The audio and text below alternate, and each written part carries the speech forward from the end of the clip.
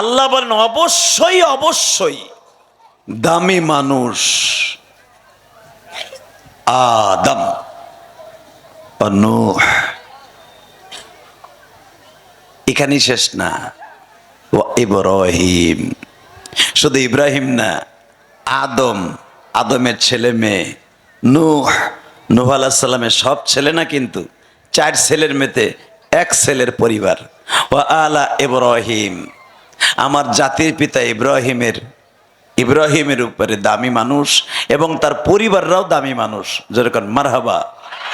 আর একটা ফ্যামিলির কথা আমি আল্লাহ দুনিয়ায় প্রেরণ করার পরে বর্ণনা করেছি, আমার নবীর কাছে বলতেছে ওয়া আলা ইমরান আলাল আলামিন।